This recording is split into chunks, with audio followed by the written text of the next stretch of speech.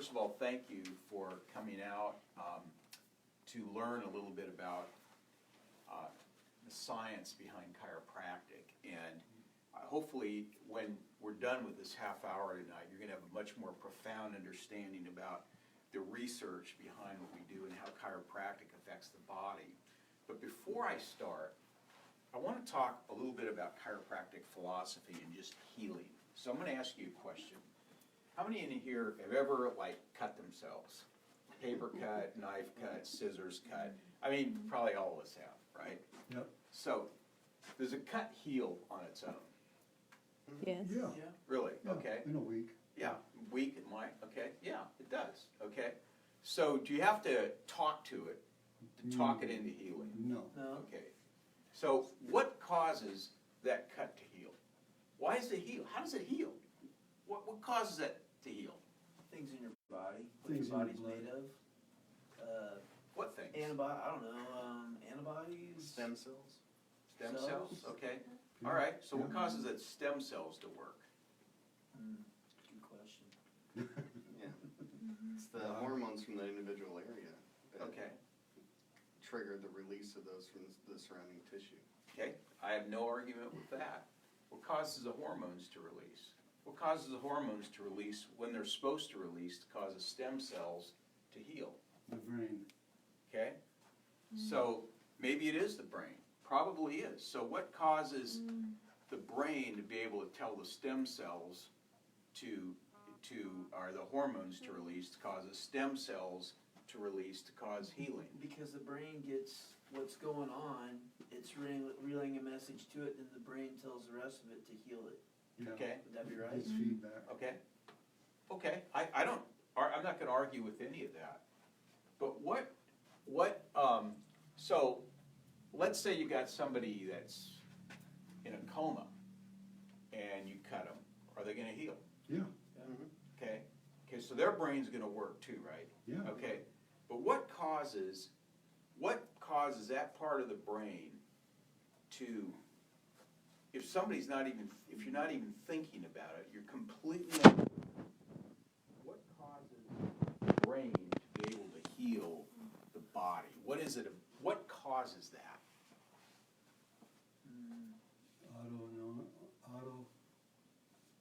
Autonomic system. Your organism is alive. Isn't the parasympathetic and the sympathetic And you're getting involved? close. You're getting Yeah. close. You're getting warm. I was gonna say, this The must be like a autonomic question I got nervous system yesterday. is what I wanna 5 say. million for everybody in the world. So, the fact is our bodies are self-healing organisms. Yep. The power that made the body heals the body. The body heals from above down, inside out. Our bodies are intelligent. It's called the innate intelligence of the body. You can take a heart cell, take it out of the heart, put it in a petri dish, and it'll still beat. Okay? Our body's intelligent. So it has a capacity to heal.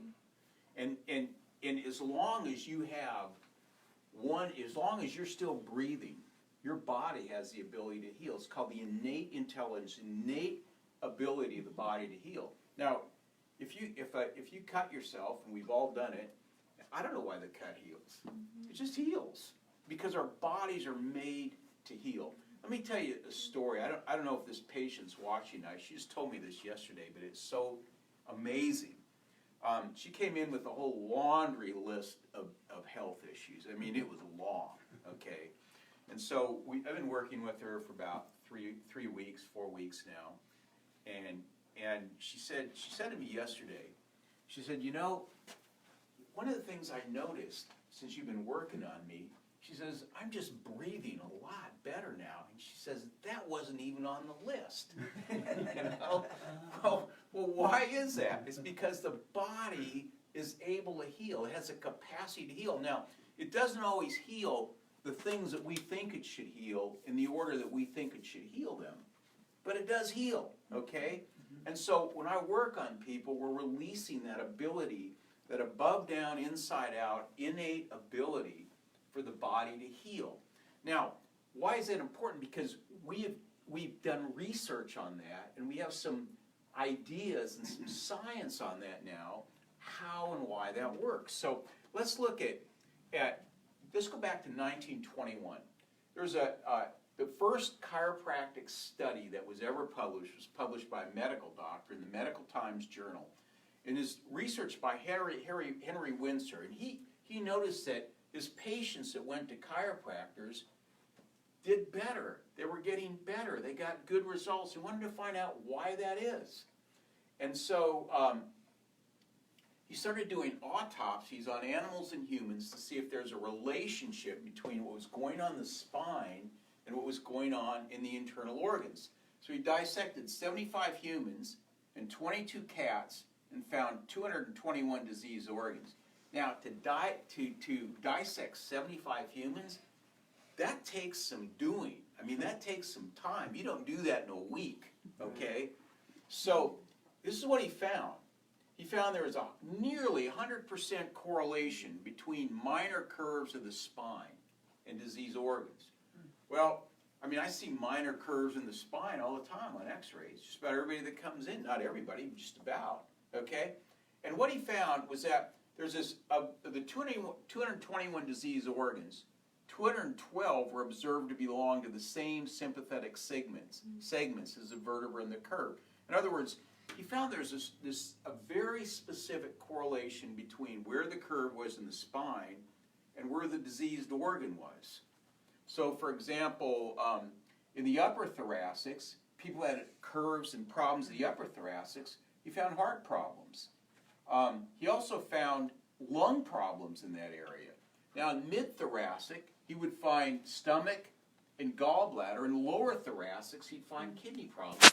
And he found this he found a very, very strict correlation between these. In pancreatic disease, he says all 5 cases had misalignments in the thoracic area. And so he found that there's this correlation between what was happening in the spine and what was happening in the organs. Now, he also found that many of the organs that showed acute disease came from a problem in the spine that was much older. Okay, so the problem in the spine had been there for a while, and it was creating acute disease in an organ. And it showed that the curvatures in the spine actually preceded the organ disease. He also showed that disease appeared to precede old age and then to cause it. In other words, the spine becomes stiff and old age follows. Therefore, as far as he goes, we could say a man is as old as his spine is. So the older and the stiffer your spine gets, the faster you age. And this is what he found. Okay? This is a normal spine here. This is a degenerated spine here. So let's look at some recent studies. Here's one in 2014. The University of Iowa did a study on Medicare patients. And they found that seniors under chiropractic care had fewer functional limitations. What's a functional limitation? Means it's working good. Your functions are working good, so Yeah, like you can walk upstairs. That's a function. You can carry in groceries. That's a function. Okay. You can bend over and tie your shoes. Okay. You can run the vacuum cleaner. Those are all functions. Okay. They had less difficulty engaging in activities such as lifting and walking, and they had a lower number of doctor visits and hospitalizations, and they concluded that chiropractic had actual protective effect against safeguarding them from physical deterioration. And I've seen that in my practice. How about chiropractic and pregnancy? This is a study done with 115 pregnant women. This is actually a couple of different studies, and they were experiencing back pain and pelvic pain. And they had not engaged in chiropractic care in the previous 3 months. And so 1 week into treatment, 52% noticed a reduction in pain. 1 month into treatment, it was 70%. 3 months, 85%. 6 months into treatment, 90% noticed a reduction in pain. Now here's the interesting thing. Here's where we get into function and not pain. 2 other studies on chiropractic and pregnancy revealed that pregnant women under chiropractic care had half the delivery time compared to women who do not engage in chiropractic. That's a real functional change right there. Okay, That's a big deal. 24 hours, they go 12 hours. Yeah, exactly.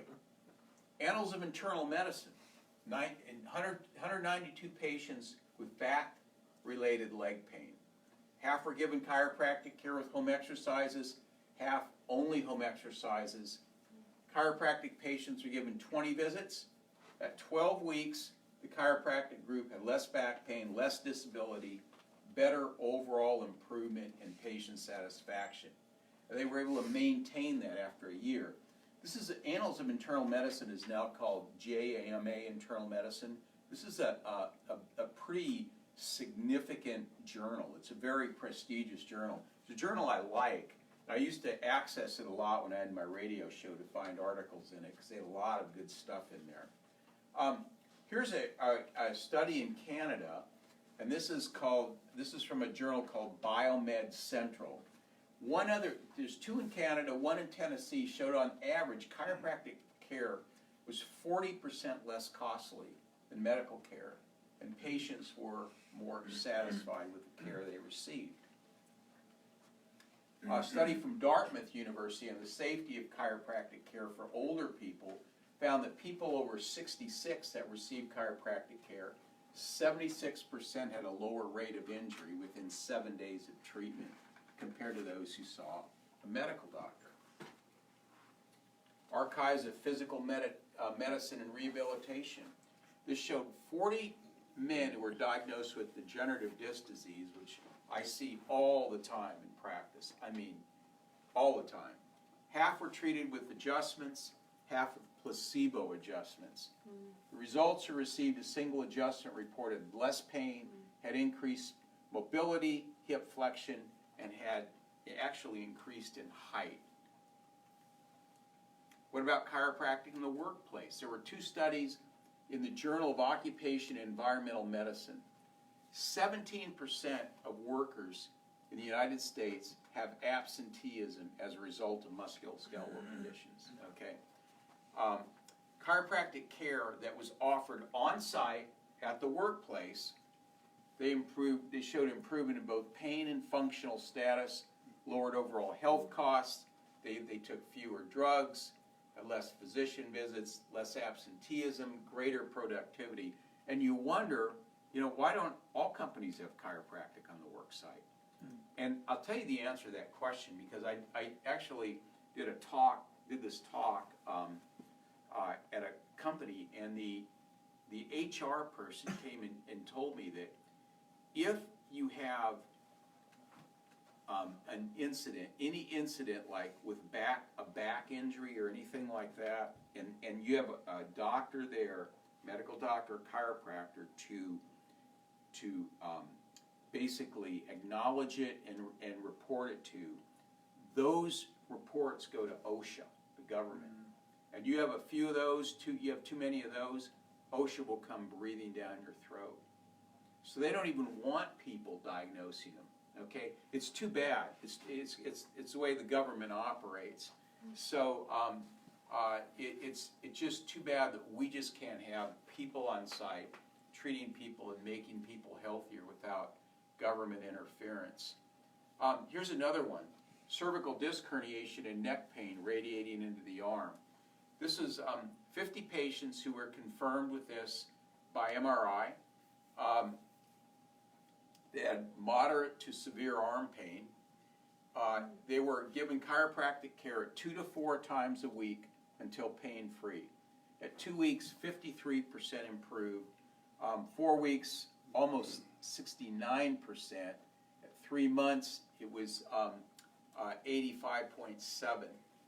And spinal manipulative therapy was 2 to 3 times more superior to published studies of patients receiving cervical nerve block with steroids. How about changes in the biochemistry of the spine? What happens with the chemistry, the internal chemistry, when you adjust somebody? Well, so there's a study that was done, and they looked at 3 different chemicals: neurotensin, oxytocin, and cortisol. These biochemicals are known to suppress pain as well as having other physiological effects. They were divided into 3 groups. One got cervical adjustments, thoracic adjustments, no adjustments. All three chemicals elevated with cervical adjustments. Neurotensin and oxytocin elevated with thoracic adjustments. So that shows that when somebody's adjusted, that it actually changes the chemistry of the body. Medical Science Monitor, February of 2016. So I would say quite a few of the people that come into me have lost their cervical curve in their spine. I would say most people, not all people, but a lot of them. They said, what happens when an individual loses their curve? Well, first of all, it triggers a degenerative process in the vertebra. It can cause neck pain, thoracic pain, shoulder pain, headaches, and just a poor quality of life. But here's what they found. Loss of cervical curve also causes decreased blood flow to the brain due to changes in the vertebral artery. What do you think that does? Loss of blood flow to the brain. Makes you sluggish and sleepy. Yeah, your brain's not going to work right. You know, your brain uses like 25% of all your glucose in your body. And a lot of your oxygen. If it doesn't get enough oxygen and enough glucose, it can't work right. Okay? So this loss of cervical curve is a big deal.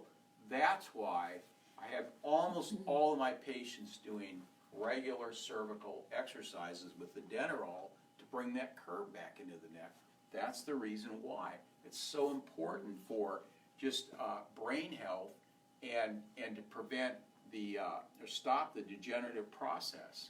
So here's a normal curve right here. There's a reverse curve, a loss of curve, which is what they're talking about. And that's where you put the Denerol under, and just over time we can get that curve back into the neck. So here's Journal of the American Medical Association, probably the most blue blood, mainline medical journal that there is. This study was published in 2018. They looked at military bases across the United States. They looked at how does chiropractic care affect people? And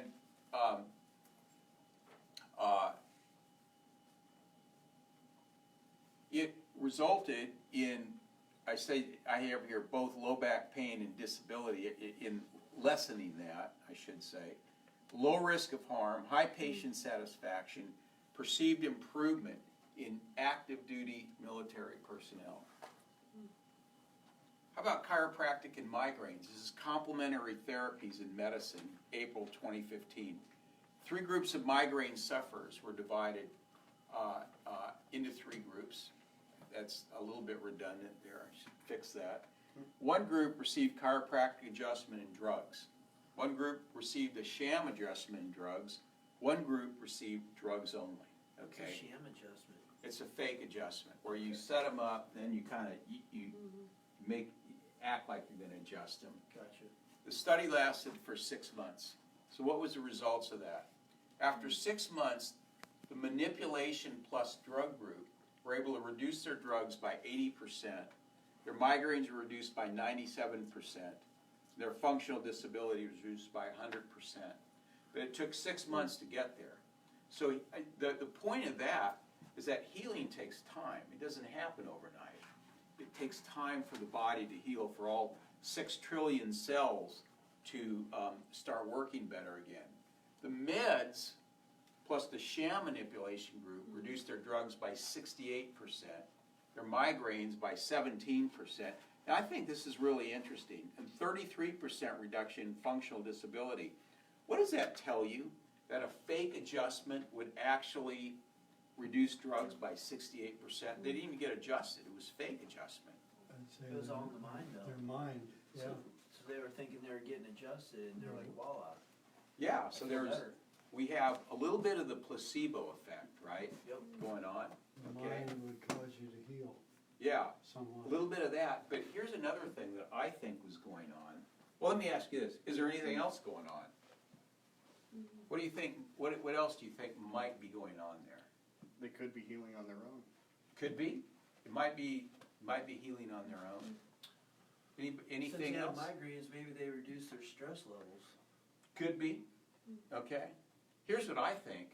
I think the fact that somebody just laid their hands on them, just human touch Right. might have had an effect. Mhm. I don't know that for sure, but human touch is powerful.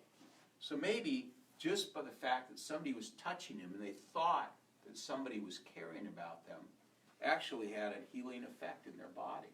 Yeah. Yeah. Very interesting study, I think, okay? Here's a great study. These next ones I really like a lot. This is at Tohoku University in Japan. They wanted to find out what happens to the brain when people get adjusted, okay? Does anything happen to the brain? So they looked at PET scans, and they found out that when somebody's adjusted, that the cortex, the front activity in the frontal cortex increases. That's where you have learning, emotions, and memory. The cerebellum was stimulated. This is spinal proprioception, meaning balance, knowing where everything is in space and time, posture, movement, and emotions. The somatosensory cortex, which is the midbrain, which perceives pain, that area was down-regulated, okay? What does that tell you right there? What does that piece of information tell you?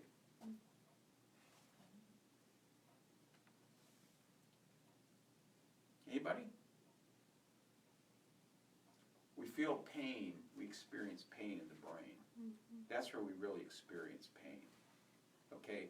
When you down-regulate the somatosensory cortex or the midbrain, what happens is you don't experience pain nearly as much because that's where we perceive pain is in the brain, okay? That's a really, really important finding. What that shows is that even though we might feel the pain here, it's the brain that's telling us that. So if we can down-regulate it up here, we won't feel it here, okay? It's a very, very powerful finding. And salivary amylase was reduced, which is an enzyme in our mouth that helps with digestion. It increases with stress. So the stress levels went down. Now Heidi Havoc is a PhD from New Zealand. She's a DC, she's a PhD in neurophysiology. She's published 50 papers on how chiropractic care affects nervous system function. And here's some of the things that she's found. Number one is that spinal subluxations cause abnormal feedback to the brain, which causes abnormal brain function and then abnormal feedback to the body. This causes poor control of the spine and body, leading to pain and loss of function, which includes loss of balance control, reaction times, depth perception, increased muscle fatigue, and loss of muscle strength in legs. She's been able to document that with her research, and she's been published in some of the most prestigious neurophysiology journals out there. So here's what she found. According to Dr. Havoc, and I pulled this out of her book, the most interesting thing that has come from her research is that chiropractic care, adjusting the spine to restore normal spinal function, actually changes the way the brain functions. So when we adjust you, when I adjust you, I'm not just changing that area of your spine, we're actually putting input into the brain and changing the way the brain functions. Dr. Havoc found that a single chiropractic adjustment positively alters all sorts of processing in the brain, including how the brain controls muscles, how the brain increases the strength of muscles, how the brain reduces muscle fatigue, and sensory motor integration, which is the capability of the nervous system to integrate all the stimulus and transform it into motor actions. Now, let me kind of translate this for you. What does that mean for the clumsy kid who's always tripping and falling over himself? What might chiropractic care do for somebody like that? Might increase his balance. Yeah, make a huge difference for him, okay? What would this do for hand-eye coordination in an athlete? Improve it. Improve it, exactly. Especially a quarterback or a defensive player. Anybody, a batter, Yeah. yeah. Baseball. Improve hand-eye coordination.